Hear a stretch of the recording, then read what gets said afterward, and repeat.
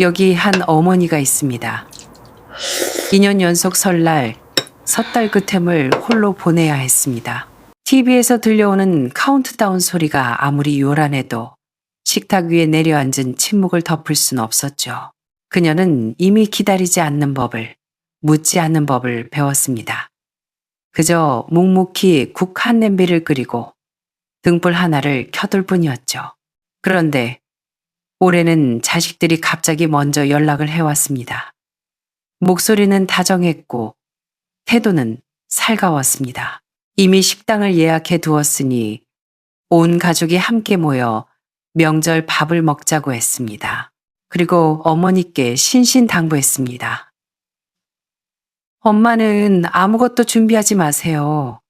몸만 오시면 돼요. 그녀는 마음이 일렁였습니다. 오랜만에 가족 모임이자 뒤늦게 찾아온 관심이라 여겼기 때문입니다. 그날 그녀는 평소보다 일찍 집을 나섰습니다. 가장 아끼는 파란색 스웨터를 꺼내 입으며 생각했습니다. 이번만큼은 혼자가 아니겠구나. 하지만 요리가 3번째 접시쯤 나왔을 때 아들의 말 한마디가 식탁의 온기를 순식간에 얼어붙게 만들었습니다. 온 가족이 수저를 멈췄습니다. 그리고 그녀 역시 이 식사 자리의 진짜 목적을 그제야 깨달았습니다. 이것은 정말 명절 가족 식사였을까요? 아니면 미리 짜여진 어떤 회의였을까요? 그녀가 내뱉은 다음 한마디는 좌중을 침묵시켰습니다.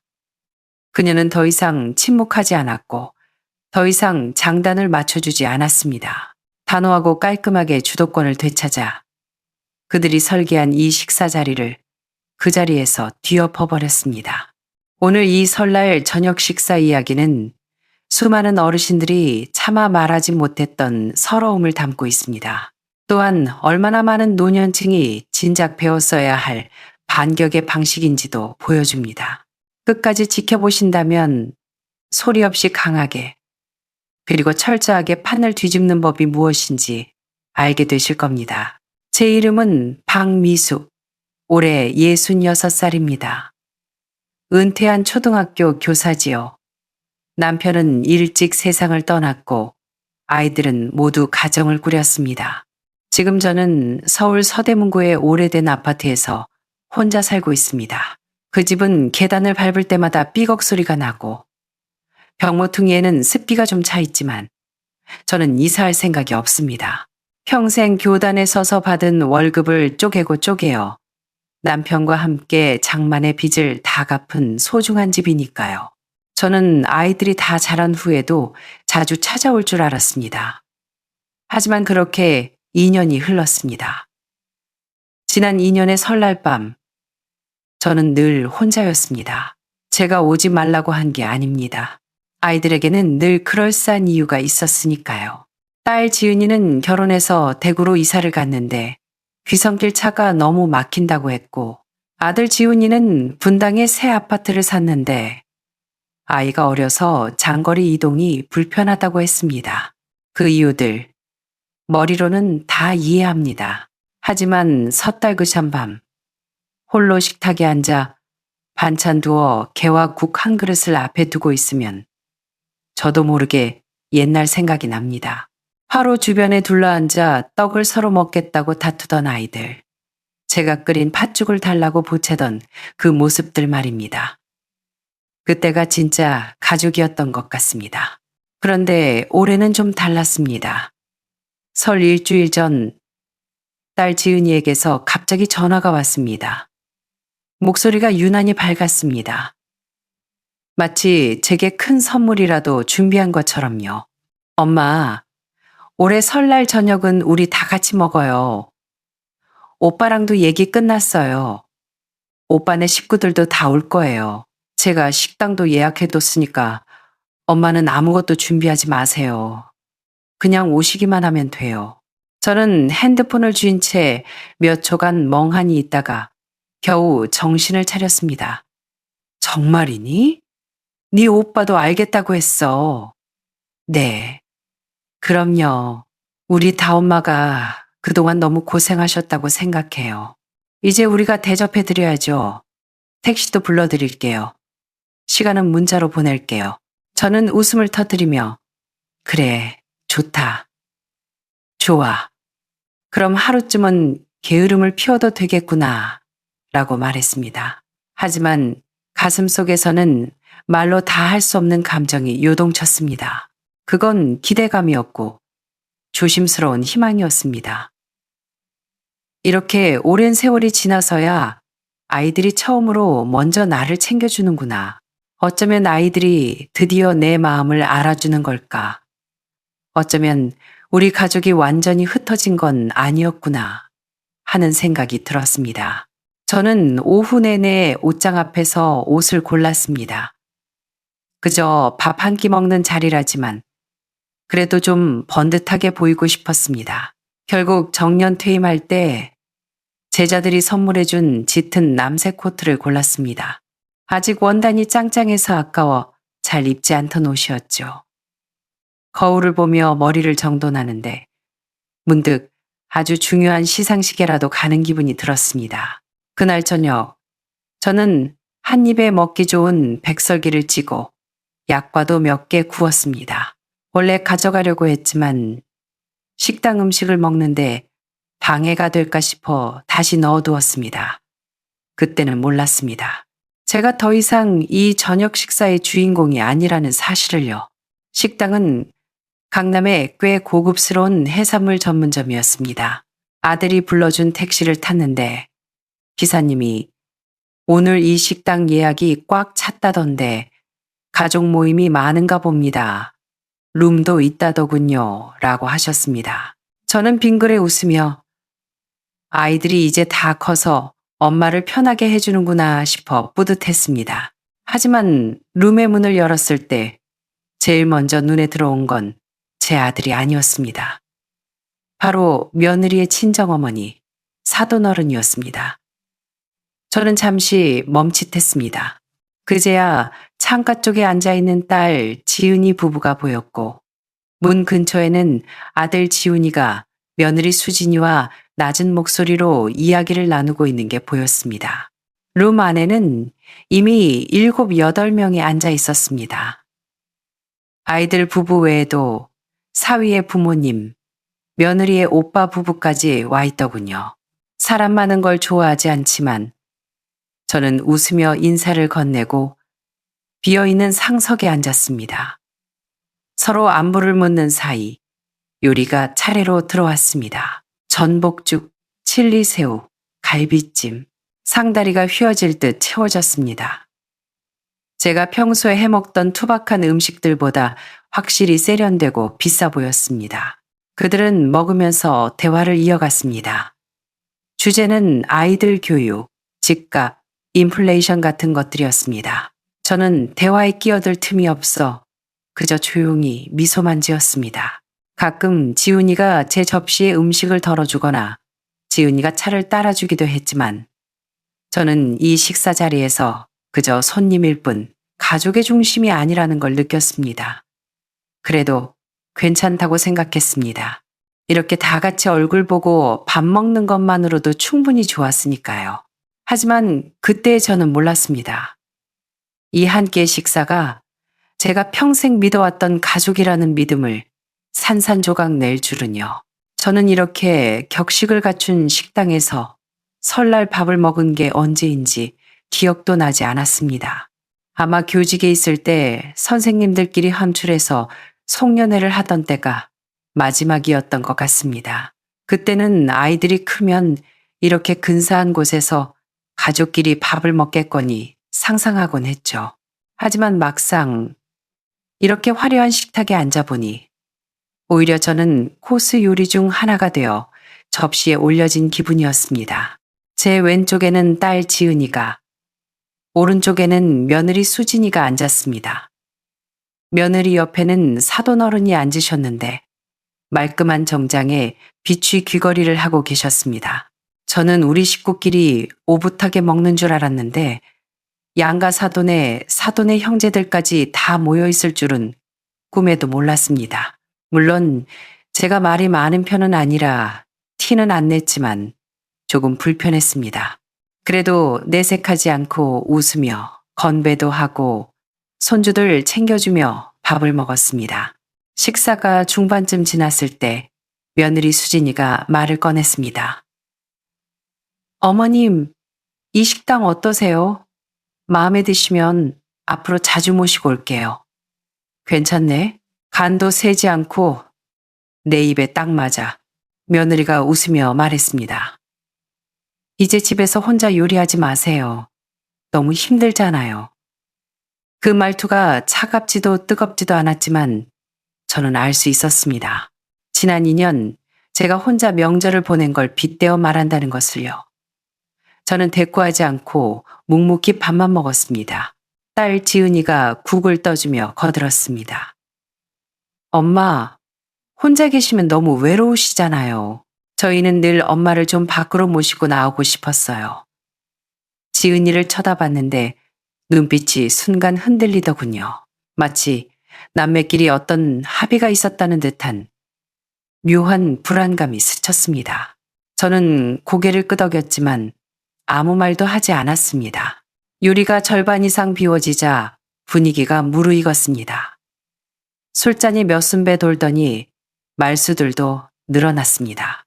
사돈어른은 자기 딸이 얼마나 살림을 잘하는지, 둘째 임신하고도 집안일을 얼마나 야무지게 하는지 자랑을 늘어놓으셨고, 사위네 부모님은 투자한 부동산이 얼마나 올랐는지 떠들어댔습니다.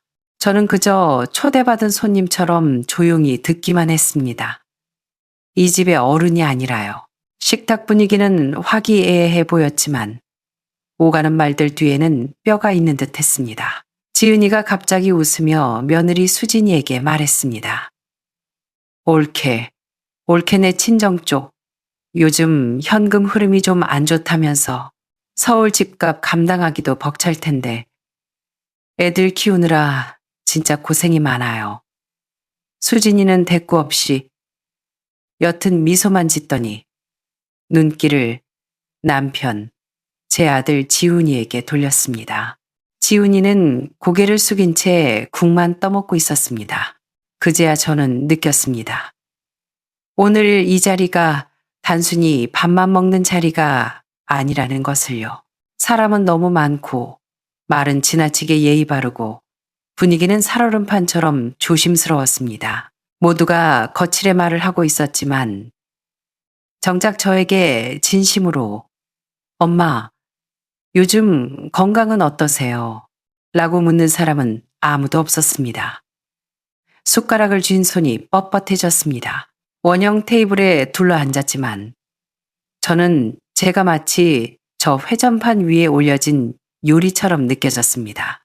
예쁘게 담겨서 이리저리 돌려지지만 아무도 진짜 속내에는 관심 없는 그런 요리 말입니다. 그 말이 나오기 전까지는 저는 애써 스스로를 설득하고 있었습니다. 아이들이 철들어서 효도하는 거야. 하지만 제 직감은 틀리지 않았습니다. 이건 가족 식사가 아니었습니다. 이건 소름 끼치게 조용한 예고편이자 제가 모르는 사이에 합의된 가족회의였습니다. 마지막 요리인 갈비찜이 나왔을 때 직원이 오늘의 하이라이트입니다. 부귀 영화를 상징하죠. 라며 웃었습니다. 저는 건성으로 웃어넘겼습니다. 이미 제 신경은 음식에 있지 않았으니까요. 사돈 어른이 저를 보며 말했습니다. 박 여사님, 아드님이 참 효자예요. 요즘 젊은 애들이 어디 어른 모시고 밥 먹으려고 하나요? 오늘 이 자리도 다 아드님이 마련한 거랍니다. 저희까지 다 초대해서 얼마나 신경을 썼는지 몰라요. 저는 순간 멍해졌습니다. 딸이 아니라 아들이 예약한 거였구나. 아, 그래요. 저는 웃으며 대답했지만 의구심이 스멀스멀 올라왔습니다. 사도는 계속 말을 이었습니다. 아드님이 그러더군요. 여사님 혼자 사시는 게 너무 외로워 보이신다고. 건강도 걱정된다고. 설날 핑계로 다 같이 모여서 미래에 대해 이야기도 좀 나눌 겸 모시자고 했다네요. 미래? 저는 젓가락을 내려놓고 미간을 살짝 찌푸렸습니다. 맞아요. 여사님도 이제 좀 편하게 지내셔야죠. 집안일이나 생활 같은 거 미리미리 의논해 두는 게 좋잖아요. 나중에 무슨 일이라도 생기면 애들이 당황하니까요. 저는 바로 대답하지 않았습니다. 그때 딸 지은이가 대수롭지 않다는 듯 툭 던졌습니다. 맞아요, 엄마. 시댁 쪽 보니까 요즘은 유언 대용 신탁 같은 것도 많이 한대요. 불길한 게 아니라 계획적인 거래요. 엄마 그 집 꽤 비싸잖아요. 그러니까 제 말은 나중에는 누군가 살게 될 텐데. 그렇죠. 마치 재테크 상담을 하듯 차분하게 말하며 저를 보고 웃었습니다. 하지만 저는 알았습니다. 그 미소 속에 탐색하는 눈빛이 숨어 있다는 것을요. 그래요. 며느리 수진이도 거들었습니다. 저희 친정엄마도 진작 신탁해 두셨어요. 그래야 나중에 분쟁도 안 생긴다고 하더라고요. 말들이 꼬리에 꼬리를 물고 이어졌는데 결국 핵심은 하나였습니다. 내 집, 내 돈, 그리고 나의 죽음 이후 설날 밥 한 끼 먹으면서 이렇게까지 숨막히게 눈치를 봐야 할 줄은 몰랐습니다.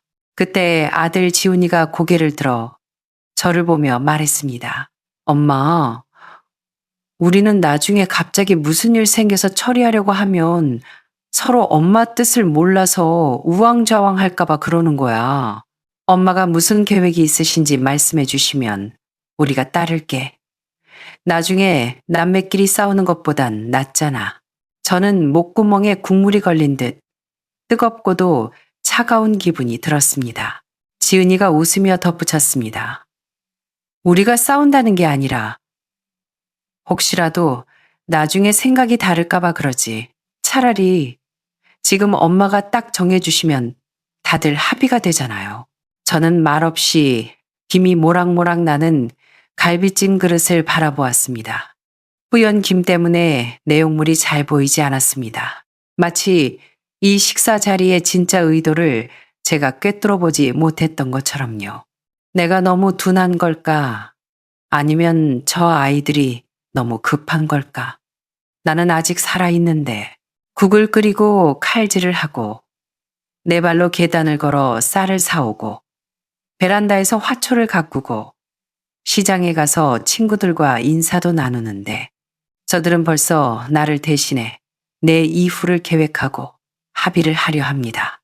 입을 열어 뭐라 말하고 싶었지만 입술이 바짝 말라 말이 나오지 않았습니다. 그때 지훈이가 결정적인 한마디를 던졌습니다. 엄마, 나중에 집은 지은이한테 주실 거예요? 아니면 저희한테 주실 거예요? 미리 확실히 해두면 서로 오해 없을 것 같아서요. 순간 식탁 위가 음소거 버튼을 누른 듯 고요해졌습니다. 자식들은 입을 다물었고 며느리와 사위는 접시만 내려다봤으며 사돈들은 국을 마시는 척했습니다. 제 귀에는 오직 한 문장만 메아리 쳤습니다. 나중에 집은 누구한테 줄 거냐? 오늘 모임은 가족 식사가 아니라 유산 상속 회의였구나. 지훈이는 마치 남은 갈비찜을 누가 싸갈지 묻는 것처럼 가볍게 그 말을 뱉었습니다. 저는 아들을 쳐다보았습니다. 저 아이는 제가 손수 키운 아들입니다. 구구단을 가르치고 연 만드는 법을 가르쳤습니다. 제 점심값을 아껴 학원을 보내고 고등학교 입시를 뒷바라지했습니다. 그런 아들이 지금 제 맞은편에 앉아 아무렇지도 않은 표정으로 묻고 있습니다. 내가 죽고 나면 이 집을 누구에게 줄 거냐고. 저는 바로 대답하지 않았습니다. 루만이 어찌나 조용한지 숟가락이 그릇에 부딪히는 소리마저 크게 들렸습니다. 저는 찻주전자를 들어 천천히 차를 한 잔 따랐습니다. 그리고 한 모금 마셨습니다. 뜨거운 기운이 목을 타고 넘어갔습니다. 심호흡을 한 번 하고 찻잔을 내려놓았습니다. 저는 미소를 지으며 지훈이를 바라보았습니다. 목소리는 호수처럼 잔잔했습니다. 네 말이 맞아. 미리 알면 오해도 없고 좋겠지. 그런데 너희가 방금 물어본 건 나중의 일이지? 그렇지. 지훈이가 고개를 끄덕였습니다. 네. 엄마가 나중에 어떻게 하실 건지 확실히 말씀해 주시면 좋죠. 저는 고개를 끄덕이며 천천히 말했습니다. 그럼 너희는 나중을 기다리렴. 지금 이 집은 내가 살아서 숨 쉬고 있는 내 집이야. 난 아직 안 죽었고 내 빨래하고 밥해 먹을 힘도 있어. 어떻게 나눌지는 내가 죽고 나면 그때 가서 얘기해. 좌중이 얼어붙었습니다. 저는 딸에게 고개를 돌렸습니다. 지은아, 어떻게 나눌지 물었니? 난 아직 죽을 계획이 없다. 너희가 지금 당장 합의가 필요하다면 그건 너희들끼리의 합의지. 내가 해줄 수 있는 게 아니야. 사돈 어른이 당황해서 수습하려 들었습니다. 아이고, 박 여사님. 애들이 다 여사님 걱정해서 저는 손을 들어 말을 막았습니다. 그리고 제 아들만 뚫어지게 쳐다봤습니다. 지훈아, 싸우지 말자는 말은 맞아. 하지만 기억해라. 재산을 미리 나눈다고 안 싸우는 게 아니야. 내가 아직 살아있다는 걸 기억해야 안 싸우는 거다. 내가 눈 시퍼렇게 뜨고 살아있는 한 너희가 여기서 내 집을 어떻게 찢어가질지 논의할 순서는 오지 않아. 그 순간 제 목소리가 크지는 않았지만 모두의 동작을 멈추겠습니다. 차를 리필하러 들어오던 직원조차 멈칫할 정도였으니까요. 지훈이는 고개를 숙이고 아무 말도 못했고 지은이는 젓가락을 쥔 손을 떨며 눈동자만 굴렸습니다. 며느리 수진이가 애써 태어난 척 아이에게 화장실 가자며 분위기를 돌리려 했습니다. 저는 차갑게 식은 오리고기 한 점을 집어 천천히 씹으며 말했습니다. 밥 먹을 땐 밥만 먹자. 유산 상속 얘기는 나 입관하고 나면 그때 회의들 해라. 아무도 대꾸하지 못했습니다. 저는 화를 내지도 울지도 않았습니다. 하지만 저는 알았습니다. 이 순간부터 이 아이들은 다시는 효도라는 명분으로 저를 불러내 이런 자리를 만들지 못할 거라는 걸요. 그건 지혜가 아니라 제가 터득한 생존법이었습니다. 더 이상 저 스스로를 식탁 위에 요리감이 되게 하지 않겠다는 다짐이었습니다. 저는 젓가락을 내려놓고 옷매무새를 다듬었습니다. 마음은 전혀 요동치지 않았고 오히려 머릿속이 맑아졌습니다. 싸우고 싶지도 모르는 척하고 싶지도 않았습니다.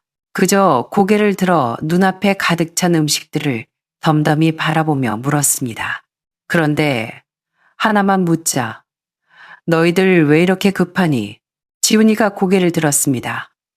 당황한 기색이 역력했습니다. 저는 피식 웃었습니다. 이 식당도 너희가 예약했고 메뉴도 너희가 골랐고 시간도 너희가 정했지.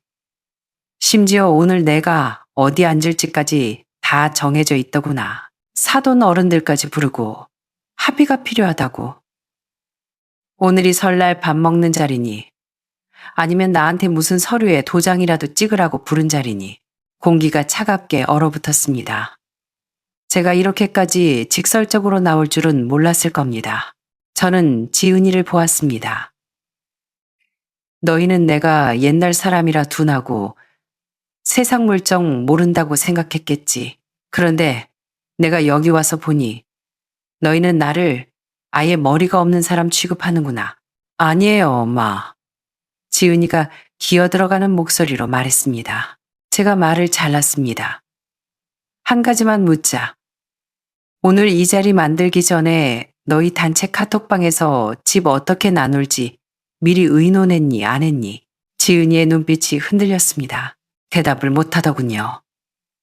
너희는 내가 카톡도 할 줄 모르고 채팅 기록도 못 볼 줄 알았니? 너희끼리 만든 가족 단톡방, 내가 노인네를 안 보고 있을 줄 알았어. 며느리 수진이의 얼굴이 하얗게 질렸습니다. 어머님, 오해하지 마세요. 저는 그녀의 말이 끝나기도 전에 치고 들어갔습니다. 오해 안 해. 그냥 이상해서 그래. 난 아직 죽지도 않았는데 너희는 벌써 장례식 다 치르고 유산 정리까지 끝낸 대본을 짜놨더구나. 그 말에 좌중은 쥐 죽은 듯 조용해졌습니다. 저는 창밖을 내다보았습니다. 멀리서 불꽃놀이가 한창이더군요. 단란함과 떠들썩함을 상징하는 저 불꽃. 하지만 이 식탁에 앉은 사람들 중 누가 진심으로 단란함을 원하고 누가 계산을 하고 있는 걸까요? 다시 고개를 돌려 웃어 보였습니다. 걱정 마라. 나 아직 건강하고 법적으로도 의사결정 능력 멀쩡하다. 치매도 안 걸렸고 내가 나중에 유언장 쓰고 싶으면 내가 알아서 변호사 찾아서 쓸 거야.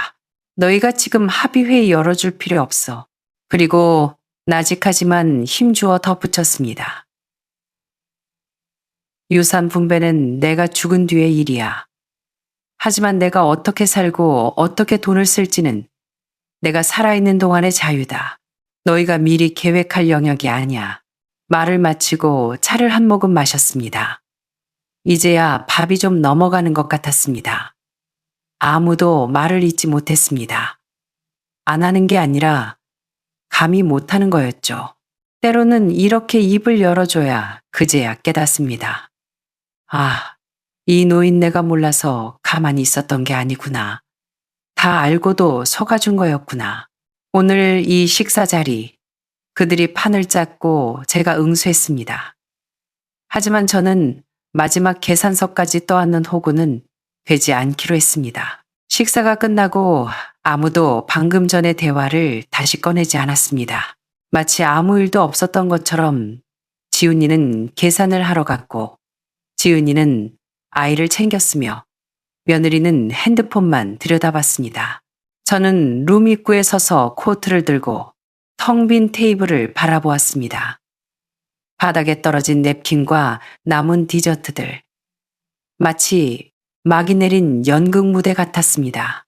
배우들은 화장을 지웠고 소품은 널브러졌는데 제 가슴 속의 줄거리는 아직 끝나지 않은 채 멈춰 있었습니다.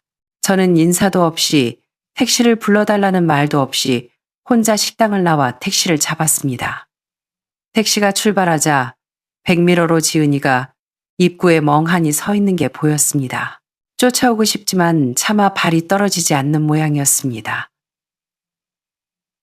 저는 뒤돌아보지 않았습니다. 기사님이 어디로 모실까요? 라고 물으셨습니다. 서대문구 홍제동이요. 제 목소리는 놀라울 정도로 차분했습니다. 창밖거리는 홍등과 청사초롱으로 화려했습니다. 차창 밖으로 행복해 보이는 가족들을 실은 차들이 지나갔지만 저와는 상관없는 풍경이었습니다. 라디오에서는 어느 호텔의 명절 특선 뷔페를 소개하는 DJ의 들뜬 목소리가 흘러나왔습니다. 구첩 반상, 한정판 할인, 그 소리를 들으며 아까 그 식탁을 떠올렸습니다. 가득 차려진 요리, 가식적인 예의, 입에 발린 효도. 하지만 정작 말을 할 때 제 눈을 똑바로 쳐다보는 사람은 아무도 없었습니다. 그들이 웃지 않은 건 아니지만 그들은 저를 사후 처리 대상으로 보고 있었습니다. 그들 눈에 제가 살아있다는 건 딱 두 가지 가치뿐이었습니다. 집 한 채를 깔고 앉아 있다는 것, 그리고 아직 유언장을 안 썼다는 것. 집에 돌아와 현관 불을 켰습니다. 거울 속에 제 모습이 비쳤습니다. 머리는 단정하고 코트는 빳빳하고 스카프도 매무새가 좋았습니다. 마치 시상식에 다녀온 노부인처럼 보였지만 저는 알았습니다. 저는 수상자가 아니었습니다. 주인공이긴 했지만 존중받지 못한 주인공이었죠. 부엌으로 가서 차라도 한 잔 끓일까 하다가 관뒀습니다. 냉장고에는 어제 만들어둔 반찬통들이 가지런히 쌓여 있었습니다. 원래는 남으면 딸 지은이에게 싸주려고 했는데 이제 그럴 필요가 없어졌습니다. 저는 오늘 소리 한번 지르지 않았고 식탁을 엎지도 않았습니다. 하지만 마음속으로는 확실히 알았습니다. 오늘 그 식사는 아이들이 식당을 예약한다고 말한 그 순간부터 제게 익숙한 명절 밥상이 아니었습니다. 그건 탐색전이었고 분배회의였으며 효도라는 포장지로 감싼 그들의 시나리오였습니다. 그들이 저를 과소평가했습니다. 제가 몰라서 가만히 있었던 게 아니라 굳이 긁어부스럼 만들고 싶지 않았을 뿐인데 말이죠. 오늘 밤에야 깨달았습니다. 가족 간의 정이라는 게 집문서 한 장의 무게를 견디지 못한다는 것을요. 불을 끄고 소파에 앉았습니다. TV도 핸드폰도 켜지 않았습니다. 창밖에서는 여전히 폭죽 소리가 들렸고 이웃집 아이들의 웃음소리가 들려왔습니다. 하지만 저는 새해가 시작되었다는 느낌이 전혀 들지 않았습니다. 단지 한 가지 사실만 명확해졌습니다. 다시는 이런 가짜 단란함을 위해 나를 희생하지 않겠다는 것. 저는 소파에 앉아 뜬 눈으로 밤을 지새웠습니다. 화가 나서도 슬퍼서도 아니었습니다. 마치 찬물에 들어갔다 나온 것처럼 가슴부터 손발까지 서늘하게 식어버린 느낌 때문이었습니다. 저는 책장 맨 아래 칸에 넣어둔 낡은 철제 상자를 꺼냈습니다. 그 안에는 옛날 앨범 몇 권, 통장 하나, 그리고 남편 영수 씨와 함께 장만했던 집문서가 들어 있었습니다. 빛바랜 등기 권리증에는 여전히 우리 부부의 이름이 선명하게 박혀 있었습니다. 박미숙, 이영수, 우리가 처음 결혼했을 때 서울 하늘 아래 내 집 마련은 꿈도 못 꿨습니다. 남편도 교사, 저도 교사였지만 둘이 합쳐 월급이 쥐꼬리만 했으니까요.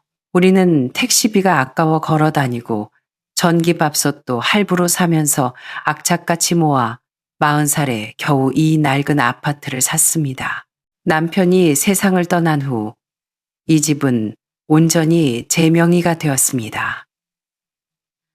아이들이 아직 어릴 때 저는 다짐했었습니다.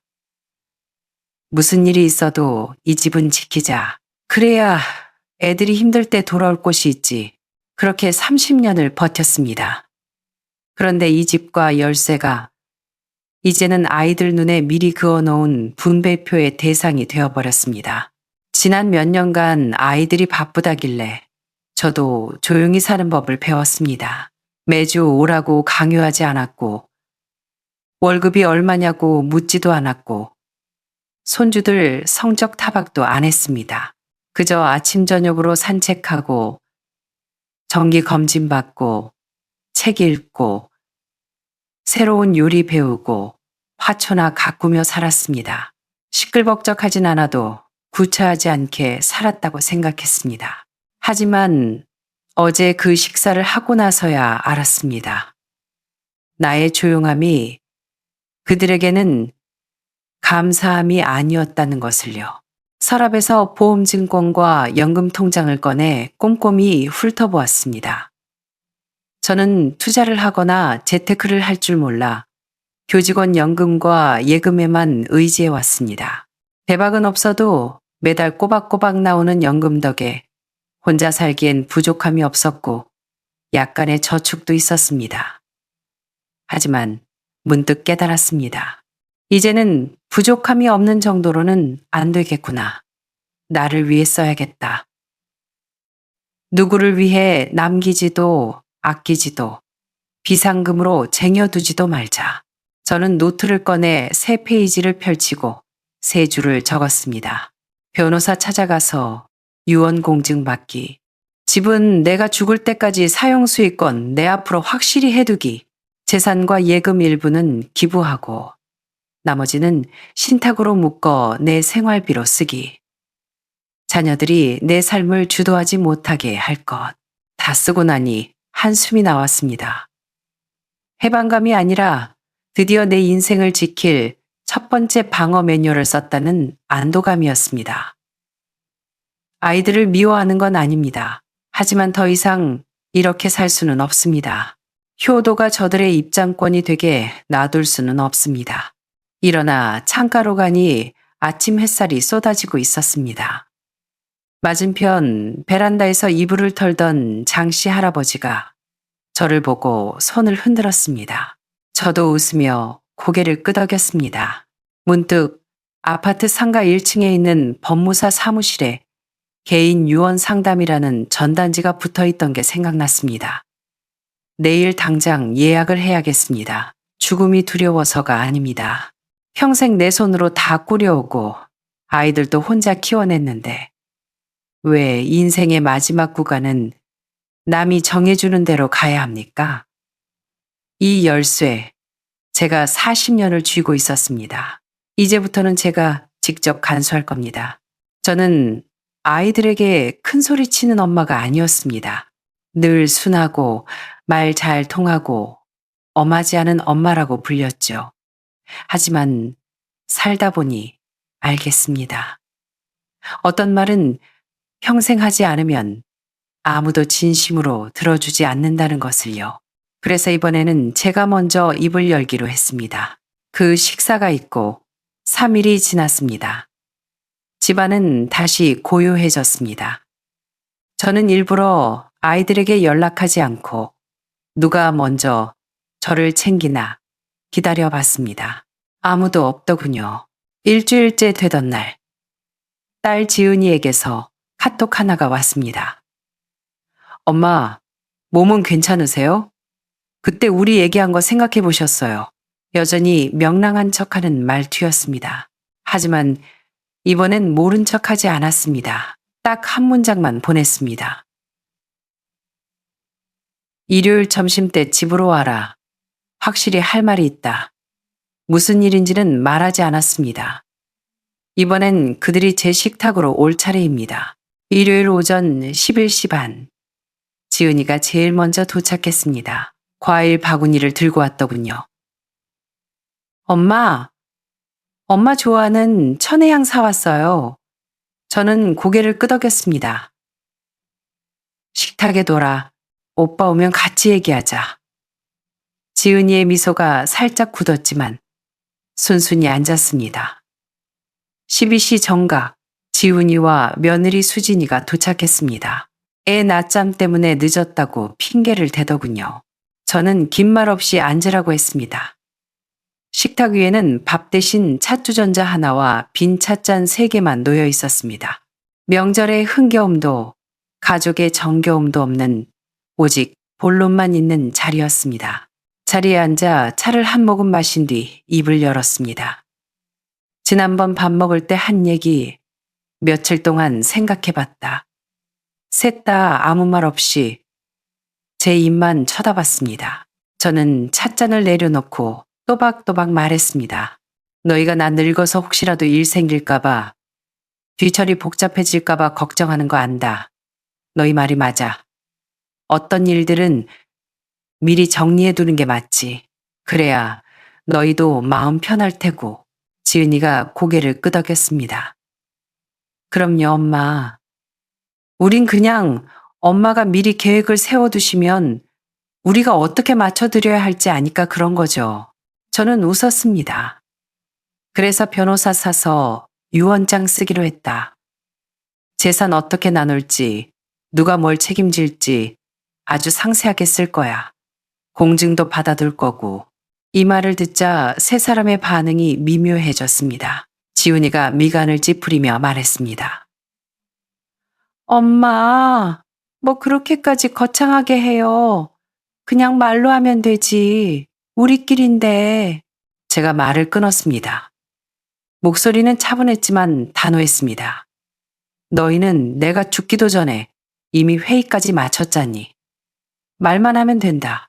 그날 식탁에서 너희가 합의한 건 도대체 어떻게 나온 거니?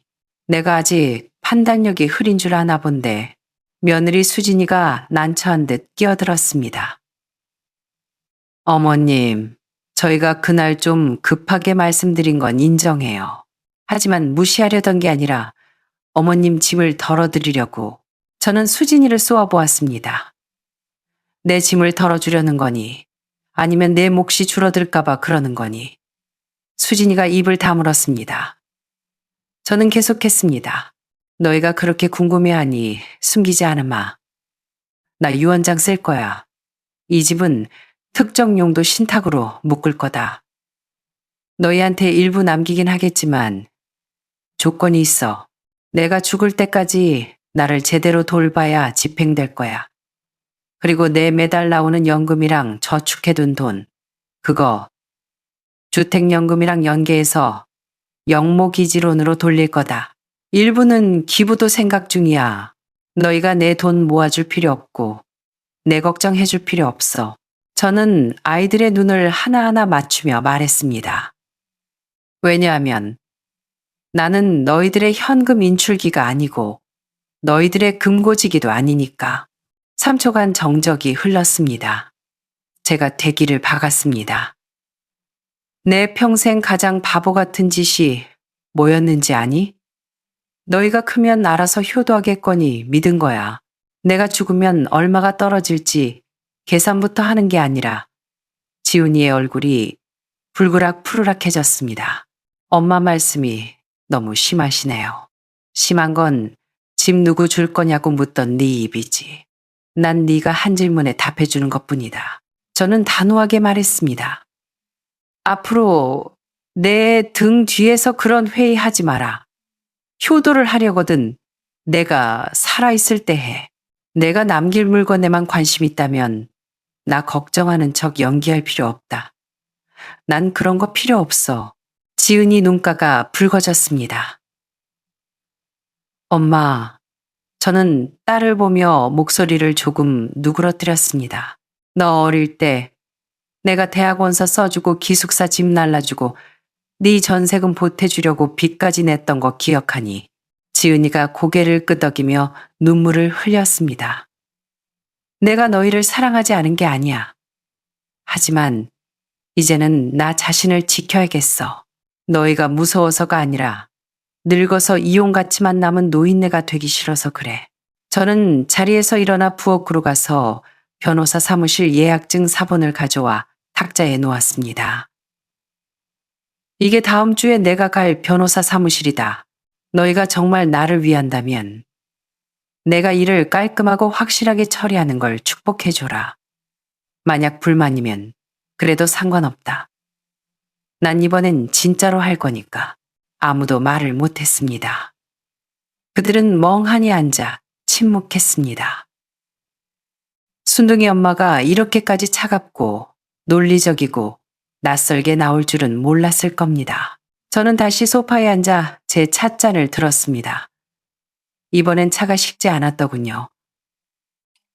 이제 그만 가봐라. 나 좀 쉬고 싶다. 그들은 더 이상 토를 달거나 매달리지 않았습니다. 하나둘 조용히 일어나 인사를 하고 나갔습니다. 현관문 닫히는 소리가 아주 조심스러웠습니다. 마치 잠자는 사자의 코털을 건드린 걸 후회하는 것처럼, 혹은 엄마가 더 이상 예전의 그 엄마가 아니라는 걸 인정하기 두려운 것처럼요. 그녀는 변했습니다. 더 이상 비위 맞추지 않고 양보하지 않고 가족이라는 이름 아래 모든 걸 내어주지 않기로 했습니다. 소파에 기대어 앉으니 처음으로 슬픔 대신 상쾌한 공기가 가슴을 채웠습니다. 그래, 난 현금 인출기가 아니야. 이제부터 나는 그냥 박미숙이야. 말로만 해선 소용없다는 걸 압니다. 지난 세월 말은 할 만큼 했으니까요. 아이들이 나빠서가 아닙니다. 누군가 무조건적으로 잘해주고 거절하지 않으면 받는 사람은 그게 습관이 되고 당연한 권리가 됩니다. 상대방도 피와 살이 있고 감정이 있는 사람이라는 걸 잊어버리게 되죠. 이제 제가 할 일은 저를 보여주는 겁니다. 싸우거나 우는 게 아니라 행동으로요. 수요일 오전, 저는 버스를 타고 혼자 홍제동에 있는 법무사 사무실로 갔습니다. 크진 않지만 깔끔하고 조용한 곳이었습니다. 저를 맞아준 변호사는 마흔이 채 안 되어 보이는 단발머리의 야무진 여성이었습니다. 유언장을 쓰고 싶어요. 내 집과 재산을 내가 원하는 대로 지정하고 싶습니다. 단, 내가 살아있는 동안에는 누구도 손대지 못하게, 사적인 협의도 못하게 막고 싶어요. 가능합니까? 변호사는 고개를 끄덕였습니다. 물론입니다. 자필 유언이나 공증을 통해 내용을 명확히 해두면 법적 효력이 생깁니다. 생전에 강요나 협박에 의해 작성된 문서는 무효라는 조항도 넣을 수 있고요. 저는 꼼꼼히 메모하며 들었습니다. 예전엔 이런 건 남의 일인 줄 알았습니다. 하지만 인생 여기까지 와보니 안 배워두면 안 되겠더군요. 저는 제 계획을 말했습니다. 이 집은 남기겠지만 신탁을 걸 겁니다. 내가 살아있는 동안은 아무도 못 건드려요. 내가 죽고 나면 팔아서 절반은 자식들에게 주고 나머지 절반은 제가 지정한 장학재단에 기부할 겁니다.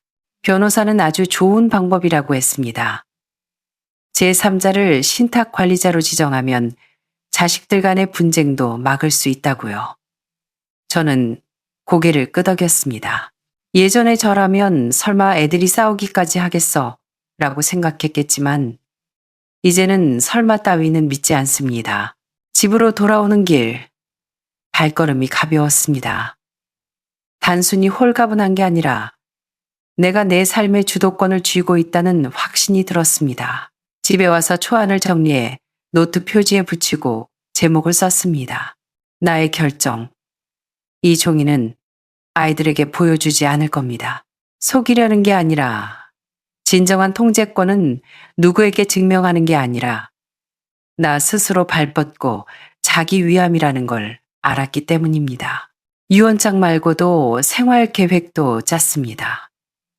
예전 동료 교사들에게 연락해 서대문 노인복지관의 주간 프로그램에 등록했습니다.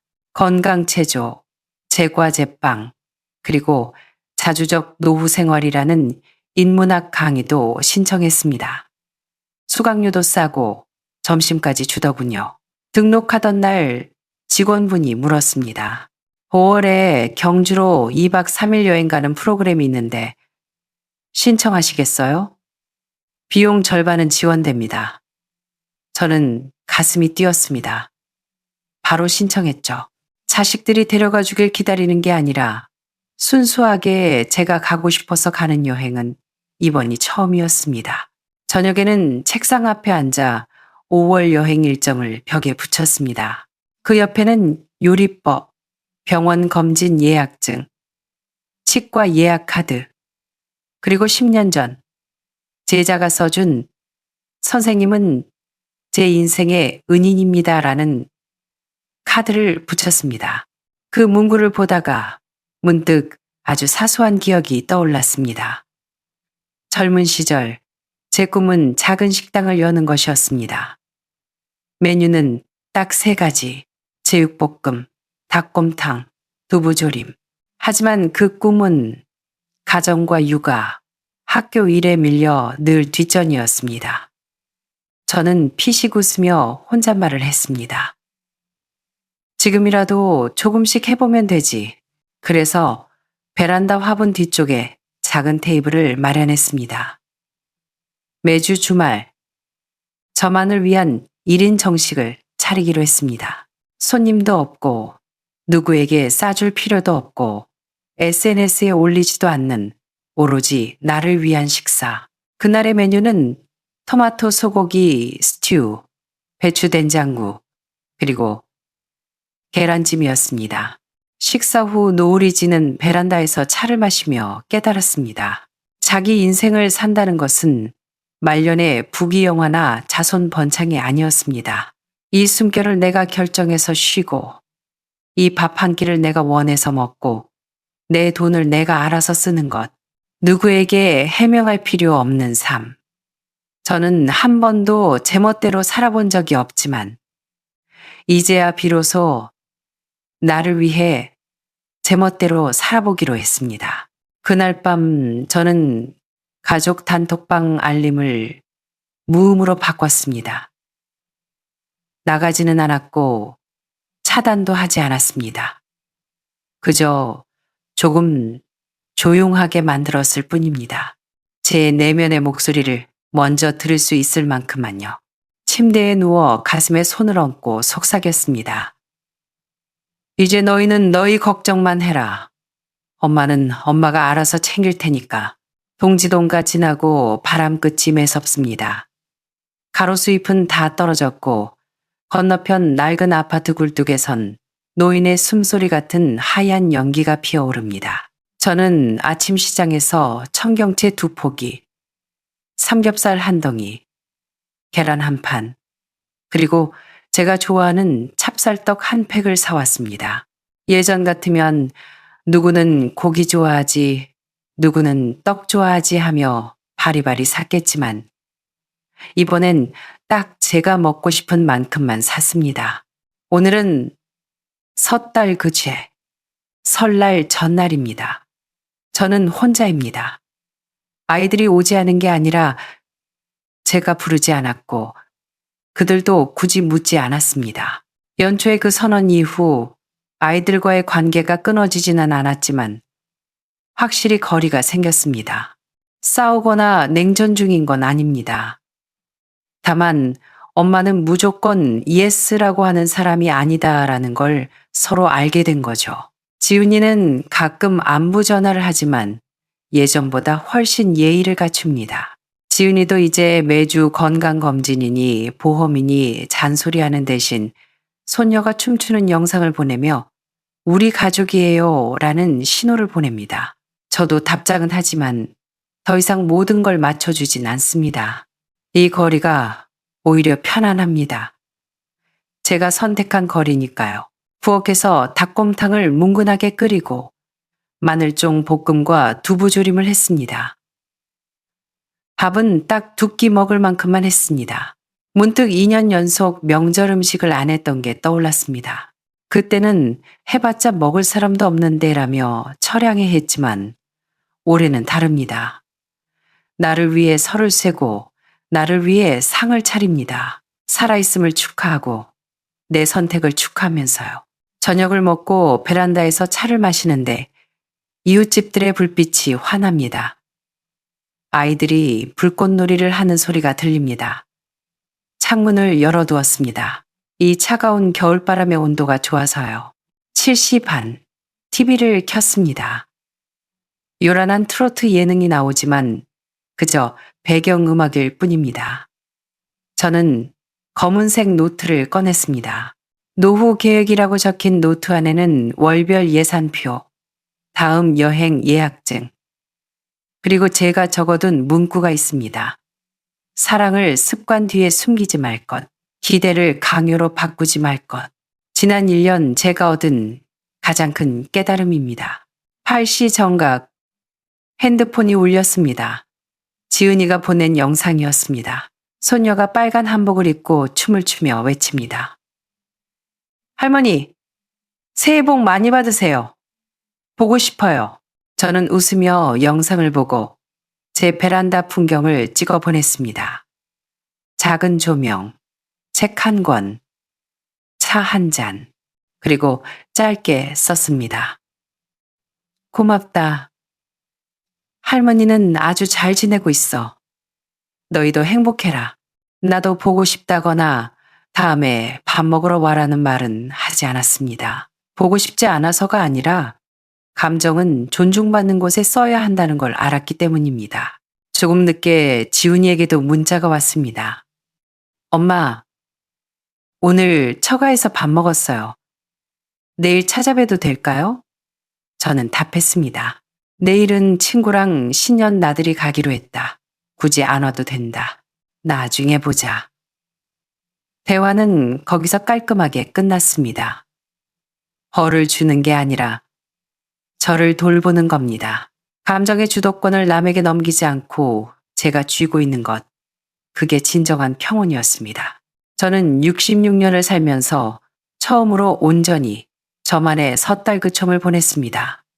누구를 기다리지도 서운해하지도 억지로 가족애를 연출하지도 않았습니다.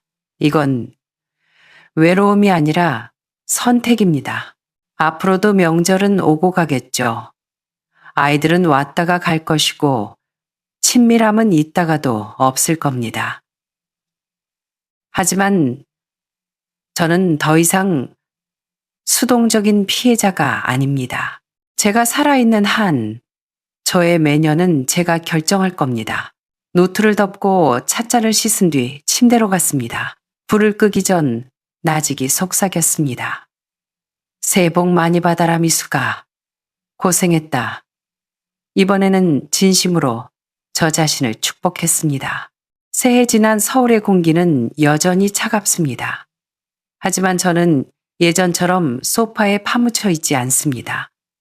두툼한 패딩을 입고 목도리를 두르고 집을 나섭니다. 오늘은 복지관 여행 프로그램 접수날입니다. 오전 8시 반. 지하철을 타고 복지관에 도착하니 벌써 줄이 깁니다. 박 여사, 여기야, 여기.